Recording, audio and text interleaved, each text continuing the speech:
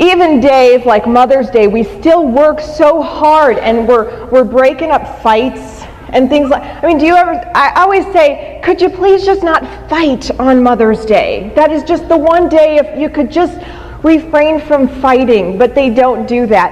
And my daughter today at breakfast, my 7-year-old, said today, Mom, we're going to treat you like a maid today since tomorrow's Mother's Day.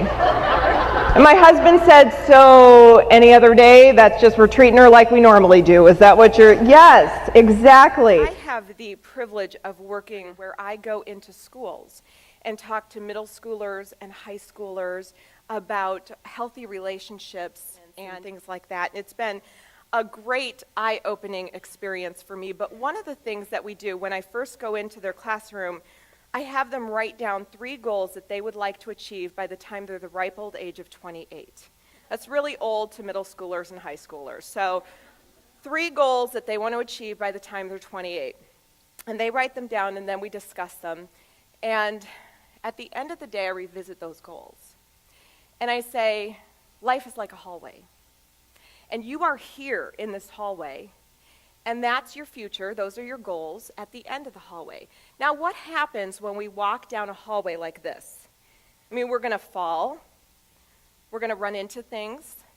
We might not even make it to the end of the hallway because we can't see. That's like saying, I want it now. I want fulfillment now. I want to be satisfied now. That's what it's like. And then if we look to the end of our goal, for those middle schoolers and high schoolers, we're focusing on our goals. And when we focus here, we can actually achieve without. Now, will there be obstacles? Of course, but then we can maneuver the obstacles when our focus is here. Well, my question is, how many times have you been deeply wounded and somebody's come up to you and said, I have really damaged you. I am so sorry. And that just does not happen very often. So it is really hard, but we need to know how we're supposed to do this massive thing.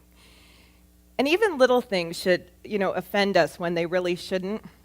Not too long ago, my husband and I were sitting at the dinner table with our 3 kids, and my daughter, Tessa, who was 5 at the time, just started to tell me how much she loved me by saying things like, I love you, Mommy, more than ice cream.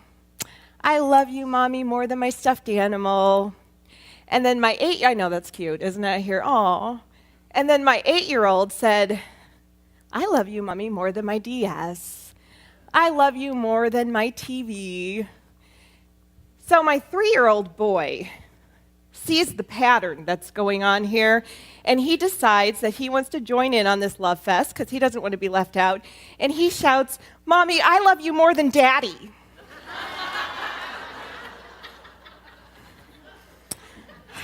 The love fest stopped right there. Who can tell me, if I were to say to you guys, you are incredibly valuable, what does that mean to you? When I say you are valuable. When I quit drinking, I experienced some physical withdrawals. Now, I was a daily drinker. So you'd think that I would experience these really heavy physical withdrawals, but I didn't. But they were strong. And I wasn't expecting them. I got sober on June 27th, which was a Wednesday. And then on the 4th of July, which was just 1 week later, we went to a party. Now, it wasn't one of those big bashes. It was just a bunch of families together. It was a lovely time. But I kid you not, every conversation was about drinking. Every single one. Not one person had something to say that didn't involve alcohol. It was crazy. And so I thought, okay, I'm just white-knuckling it here. I'm just trying to get through this party. And if I could just get some food in me, I would probably feel better. Does anyone have sugar? Sugar, I need sugar. I was thinking things like that. And somebody finally brought out this beautiful fruit bowl. And it was in this watermelon rind. It's gorgeous. And I started to dive in, and the person who brought out, this has been infused with rum! Yay! There is nothing like this book to get us through a day of small children. Am I right? Because I don't know about you. Yesterday, we had a very long day, and I laid down on the couch, and I said as lovingly as possible, go outside. I need you to go outside right now because I'm going to kill you.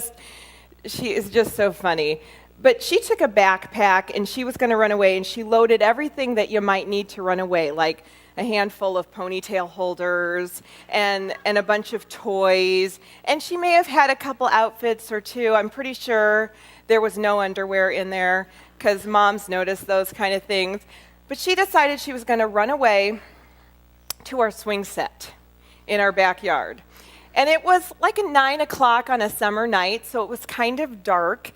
And I said, Tessa, honey, I don't want you to run away, but if you feel this is something you must do, I just want you to know it's dark, and there might be some bugs, and it's kind of chilly out there. So without saying a word, she went and grabbed a jacket, a fly swatter, and headed out back. And our swing set, we have these massive spider webs and spiders that make these huge webs at night. They go from like our tree to the swing set.